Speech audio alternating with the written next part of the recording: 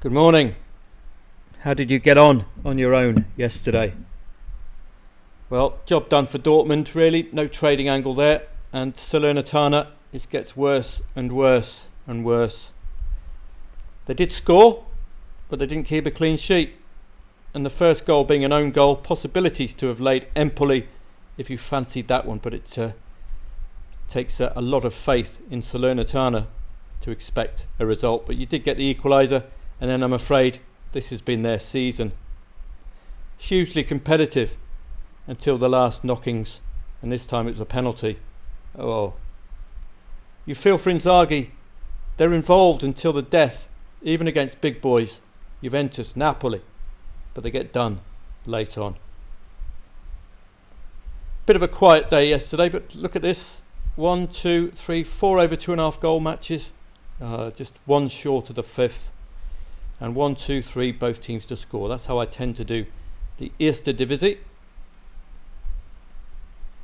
Cadiz and Betis, I would have been with Betis yesterday on paper. I would have certainly laid Cadiz had they scored first.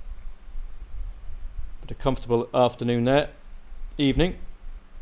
St Truden 1-0. Again, this is why this I take market Fridays has been off. suspended. Sheffield Wednesday, a very, very important win for them. Birmingham's in-play stats did look okay, but a vital win in what was a relegation six-pointer. I'm going to get a lot of relegation six-pointers now, from now until April. We're seeing our Scandinavian friends returning in the Atlantic Cup. These are precursors to the beginning of the Danish, Norwegian, Swedish seasons and the Finnish season.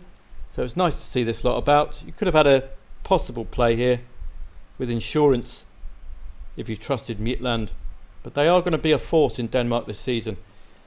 This was one of those matches I wouldn't have necessarily discounted Marseille, even with the red card. In fact, they did score first. That would have, if you laid the draw second half, you'd have probably been in no man's land really, with the red carded side scoring first. What we need to really impact the market is for the 11 players to score first. Hamburg and Hanover was a possible trade here. Second goal was an own goal. It's a possibility to have taken Hanover on that basis. And again at 1-3, 1.73 favourite, possibility to have taken Hanover on again there, and hoping for what you saw here, a 3-3. Fantastic. Red card to Benez, and that proved fatal for Hamburg. Good trading match that. If you took an opinion and you followed the in-play stats, they were certainly very competitive yesterday. Anything else? Not really. But it's going to be a much, much busier day today. So we're at footballtradingprofits.club. If you are a member, then the research is at the members section, review previews, and the live chat will be open to all for this particular weekend. So you'll find it in the free section here. I've also put it in the live space here. 2:30 p.m. live stream. I won't be live streaming prior to that. I need to manage the number of hours the live stream gives us. It only gives us a small sample of hours throughout the day, throughout the month. So I'll be focusing purely on the live chat webinar for the live stream. Everything else will be on Telegram prior and post live stream. Have a look onto today, and it's as busy as ever. Man City and Everton, don't forget it's pre-Champions League day today, particularly for Friday and Saturday teams, and you can find the details here, and you'll also find the details in the deep dive spreadsheet, which I'll have for you in the members section. We've got the Champions League here. Well, I did do a screenshot, but let's get to the website where I took the screenshot, uk.soccerway.com. So you head over to Tuesday. These are the sides you have to focus on for potential upsets. Well, Copenhagen aren't playing, the Danish side, and that's going to be a disadvantage, I think, not having started your full season. Man City are playing today at home to Everton. Leipzig, I think, are away at Augsburg, and Real Madrid are at home to Girona. All very tough matches, particularly the last two, Leipzig and Real Madrid. Watch out for potential upsets there. Wednesday, we've got Paris Saint-Germain, Real Sociedad, Lazio and Bayern Munich. Watch out for potential stumbling blocks there today as well. A little lesser so, the Europa League sides, but do pay attention to them. Feyenoord Roma, Young Boys, Sporting Lisbon, Galatasaray, Sparta Prague. We're getting deeper into the competition, so these sides are going to take more notice of the Europa League. AC Milan, Rennes, Lens, Freiburg, Benfica, Toulouse, Braga and Karabag. And we've got the Conference League sides. As you can see, the fixture lists are getting shorter and shorter. Sturm Graz, Slovan Bratislava, Union St-Gilloise, Frankfurt playing today, I think, Olympiakos, Ferencvaros, Molde, Legia Warsaw, I think played yesterday, Servette, Ludogorets, Betis. Real Betis got their win against Cadiz yesterday. Ajax are playing today, I think, away from home, Bodo Glimt, Maccabi Haifa and Ghent. So all of these sides will be impacted prior this weekend. So let's have a look at some of the research. Take you back to today. So Man City and Everton. Man City on an excellent run at the moment. They were absolutely superb against Brentford. They even scored first. Sorry, Brentford scored first. Man City was just brilliant.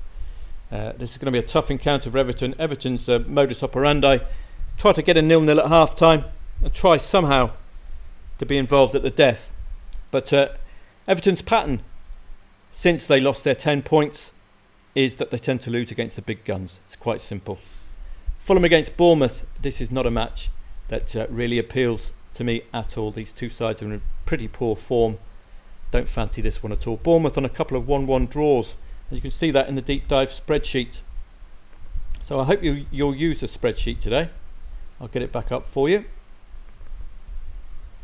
It's just a look into the matches. So we've got Man City and Everton.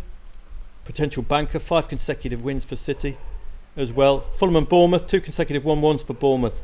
So that's something you might target to end. 5 0-0s at half time at home, only 1 at full time. So that gives you the green light to take on any 0-0 at half time. Fulham have failed to score in 5 of the last 7. Are they really going to score 2 consecutive goals if scoring first today? Liverpool against Burnley. Don't expect a second consecutive defeat for Liverpool today. This is likely to go the way of expectation. 3 goals at least, I would suspect, of Liverpool, and a potential goal before half time. Luton and Sheffield United. Well, Luton are certainly the side in form at the moment, scoring 4 goals in each of the last 2 matches. This is a newly promoted derby, so Sheffield United will feel that they are capable of getting something here, but Luton do have those goals. Elijah Adebayo, if I got his name wrong, apologies, got a hat-trick recently. Could be the key man for Luton today, certainly favouring Luton on ultra recent form. But Sheffield United under Chris Wilder, very one-dimensional. We'll be looking for a 0-0 at half-time, trying to nick a 0-1 late on. It's all very boring stuff. It's a total negative football. I can't see them getting anything, unless, of course, they bring on Sean Bean off the bench. Brighton against Wolves. No, Tottenham against Brighton. Richarlison is the key to success here. Let's have a look what it says here. 11 out of 15 goals conceded at home have come second half for Tottenham. 11 out of 16 goals scored away have come second half for Brighton. So Brighton will be at their best second half, you'd suspect. Spurs have scored in all of the last 23 matches and scored and conceded in the last 7 at home. 4 consecutive home wins. Richarlison is the key to any Tottenham success today. Song Hyun-min might be back. South Korea are out of the Asian Cup. Wolves against Brentford. Got a potential both teams to score element here. Let's have a look at the deep dive spreadsheet, which I hope you'll be using today. 13 out of 19 goals scored at home have come second half for Wolves. So again, they are very strong second half, a bit like Brighton. Brentford, 11 out of 16 goals conceded away have come second half. 5 consecutive away defeats for Brentford. Wolves are unbeaten at home against 9th and lower in the league. Gary O'Neill's boys are going to be confident today. Nottingham Forest against Newcastle. I wouldn't readily dismiss Nottingham Forest here. They've got Awoniyi back, but I wonder if they have Chris Wood back, because that would be important. No, they don't. He's got a thigh injury. Awoniyi is certainly back. He was the goal machine earlier on. Newcastle labouring away from home, but they did get that 1-3 win against Aston Villa, but they'll need to rediscover that.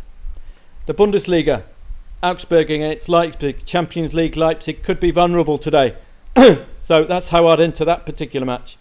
Borussia Mönchengladbach against Darmstadt, who've only had the 2 wins all season. So naturally favouring Mönchengladbach, who do have goals in them at home. Eintracht Frankfurt involved in Europe, playing Bochum Dano. Let's see if there are any angles in here. Eintracht Frankfurt. 6 out of 8 goals conceded at home have come first half. 3 consecutive home wins for Frankfurt. Bochum, 3 consecutive away defeats. 3 consecutive home wins for Frankfurt. So I said that twice. There we go. So you'd be favouring Frank today, unless European action is a distractor. Union Berlin and the Wolf. Well, when Union Berlin are favourite, they tend to at least not lose. Wolfsburg are on a run of 4 consecutive score draws. So that's something Union Berlin would be keen to see end. Werder Bremen in the form of their season. I think it's 3 consecutive wins now, playing Heidenheim. Both teams have a good scoring record. Both teams having an exceptional season relative to what they normally achieve. Bayer Leverkusen and Bayern Munich. Watch out for Bayern Munich here today. Champions League upcoming, and they are vulnerable. Bayer Leverkusen did get a 3-2 win against Leipzig recently. So you'd be favouring Bayer Leverkusen really, but they do have score draws against the big guns. Cagliari and Lazio. Again, Lazio involved in European club competition. Could be vulnerable to Cagliari, but Cagliari do lack that firepower. Roma have been in excellent form under Daniele De Rossi.